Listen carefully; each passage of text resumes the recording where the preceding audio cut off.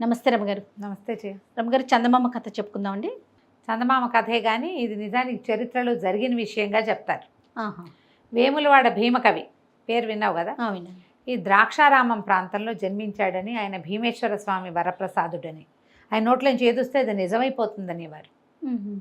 వేములవాడ భీమకవి మీద చాలా ప్రత్యేకమైన చిత్రమైన కథలు చాలా ఉన్నాయి.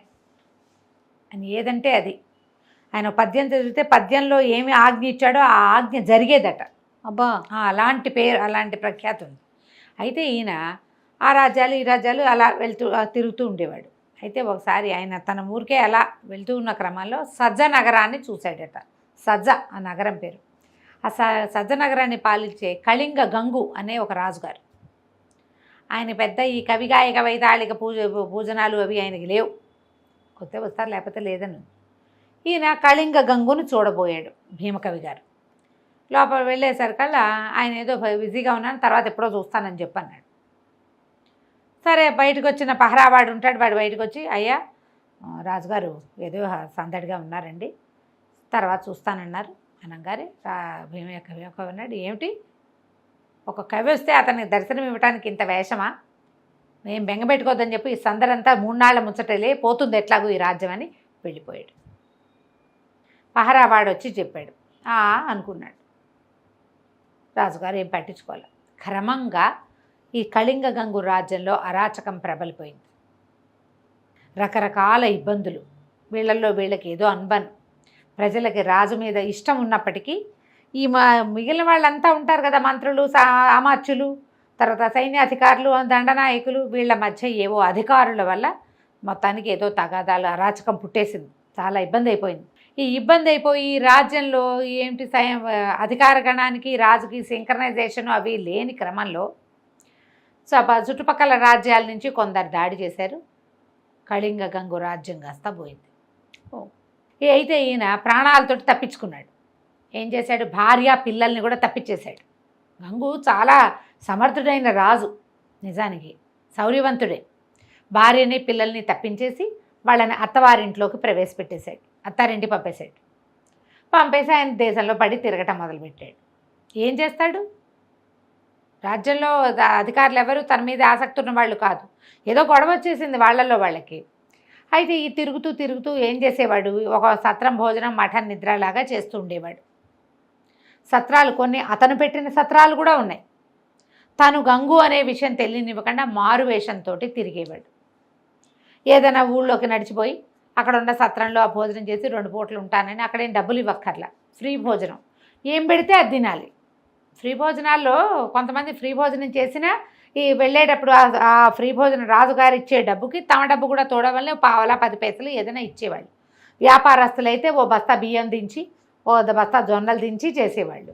లేనివాడు లేదు, పేదవాడు తినేసేవాడు. పేదవాళ్ళు తినేవాళ్ళు సత్రాల్లో. యాత్రికులు కూడా సత్రాల్లో యాత్రికుల కోసమే ఉండేవి, డబ్బు నియమం కాదు అక్కడ.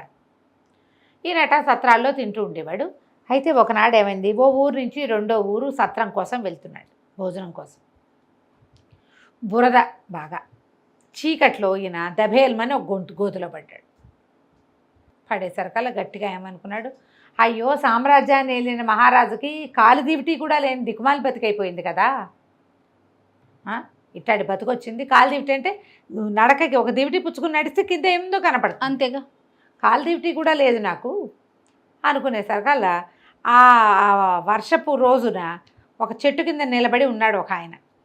ఎవరబ్బాయి నువ్వు అని కేకేశాడు.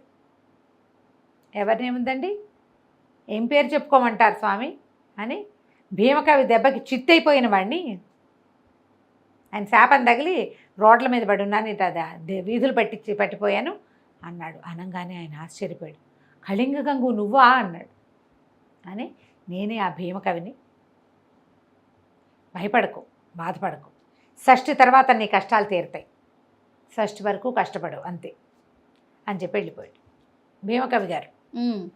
ఇది నా అర్థం కాల, ఈ షష్ఠి నాటికి ఏం తిరిగి వస్తుంది? అత్తారిల్లు ఎక్కడో ఉంది, పెళ్ళాం పిల్లలు అక్కడ ఉన్నారు, ఏం ఆలోచనాన్ని అఘోరిస్తున్నారో తెలీదు. ఇక్కడ నాకు ఒక బంటు లేడు, ఒక సైన్యాధికారి లేడు, నా బతుకు ఏమీ లేదు, కట్టుకున్న గుడ్డలు తప్ప.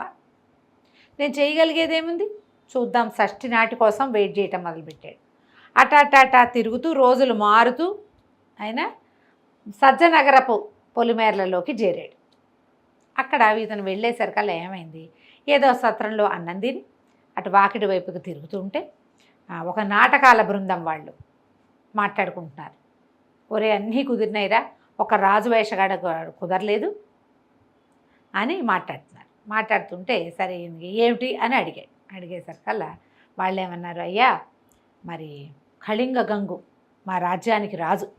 ఉలిక్కిపడ్డాడు, ఏమిటి నేను సజ్జలో ఉన్నానా అని. సజ్జలోనే ఉన్నాడు. మా రాజు చాలా ప్రతిష్ట కలిగిన వాడు, ఎంతో గొప్పవాడు, రాజాభ్రష్టుడైపోయాడు. కొత్త రాజుగారు వచ్చారండి. ఆయన చేసిన రకరకాల పనులు, ఆయన సాహస కార్యాలు అవన్నీ కలిసి వరసలుగా పాటలుగా కట్టామండి. మరి ఇవాళ మా నాటకాన్ని చూడడానికి ప్రస్తుత నగరానికి సజ్జనగరానికి రాజుగా ఉన్న ఆయన కూడా వస్తాడు. పాత రాజుగారి ప్రతిభ తెలుసుకోవడానికి సరదాగా ఉంది ఆయనకి. మరేమో అందరు అన్ని వేషాలు కుదిరినాయండి. మంత్రి, సామంతులు, సైన్యాధిపతి వేషాలు. రాజు వేషం వేసేవాడు నిన్న రాత్రి ఎవరితోనో తీసుకుని చక్కపోయాడు. రాజు వేషం లేడండి అనేసరికల్లా వాళ్ళ ఇతను అన్నాడు, గంగు నేను వేస్తాను వేషం, నాకు సరదాయే, నాకేం డబ్బులు అక్కర్లా, ఊరికే మీతో పాటు అన్నం పెట్టండి చాలు నాకు. కాకపోతే ఒకటి, కత్తి గుర్రం లేకపోతే వేయను. నాకు గుర్రం కావాలి, కత్తి కావాలంటే వీళ్ళన్నారు. అదెంత భాగ్యం అండి. మహారాజు వేషానికి ఎలాగూ గుర్రము ఉంటుంది, కత్తి ఉంటుంది. మంచి బ్రహ్మాండమైన కత్తి తెప్పించాం. గంగు దగ్గర ప్రత్యేకమైన కత్తి ఉంది, అలాంటిదే చేయించాం మేము. ఒకటి కత్తి మామూలు కత్తి అనుకుంటే దానికి ఒక వర ఉంది, రత్నాల వర. అట్లా అటువంటిదే మేము మామూలు రాళ్లతోటి చేయించాం, రంగురాళ్లతోటి. వేషం బాగా కనపడాలి కదా గంగు, ఎందుకంటే ప్రజలందరికీ గంగు తెలుసు. కళింగ గంగుని గుర్తుపడతారు జనం. ఆయన ప్రజల్లో తిరిగే మనిషి, ఇంట్లో ఉండే రాజు కాదు ఆయన.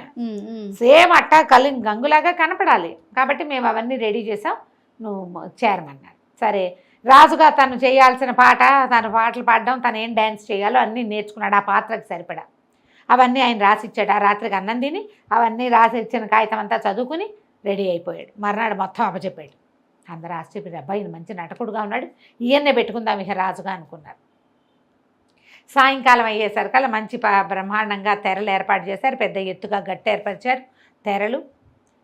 కళింగ గంగుని గురించిన నాటకం మొదలైంది.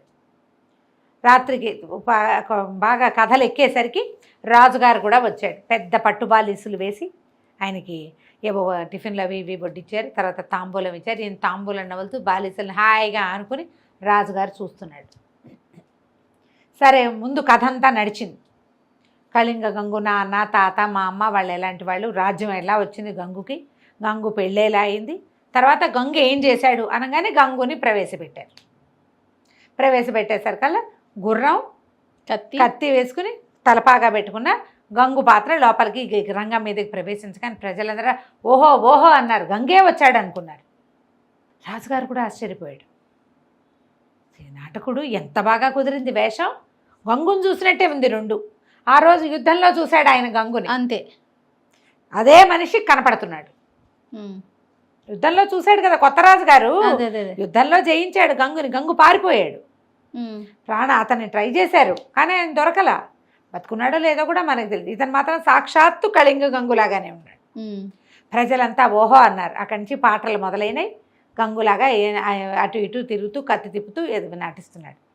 ఉండుండి ఆ పాట పెరిగే కొందికి చేశాడు గంగు, చేశాడు అది చేశాడు, కత్తి తిప్పాడు.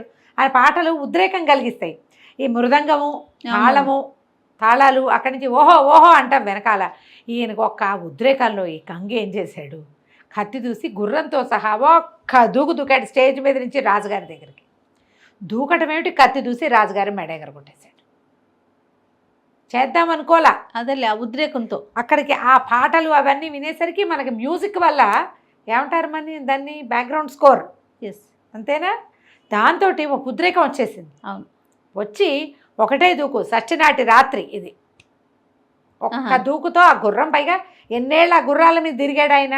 మామూలు నటకుడైతే అంత దూకలేడు. వీళ్ళు కూడా నమ్మారు ఇతనేనని, మామూలు నటకుడేనని నమ్మారు. దూకేసి రాజుగారిని పొడి చేశారు కల్లా ప్రజలంతా హాహాకారాలు చేశారు.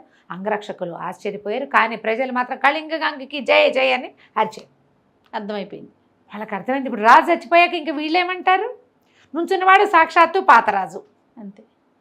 అక్కడి నుంచి ఆయన తాలూకు అంగరక్షకులు కొంతమంది ఉన్నారు, కొంతమంది కళింగ గంగుకి జై అన్నారు. వాళ్ళు కూడా పాత అంగరక్షకులు, మంత్రి వాళ్ళంతా పరిగెత్తుకొచ్చారు. రాజు చనిపోవటం లేదా పారిపోవటమే యుద్ధానికి విజయమైంది. అదే లెక్క.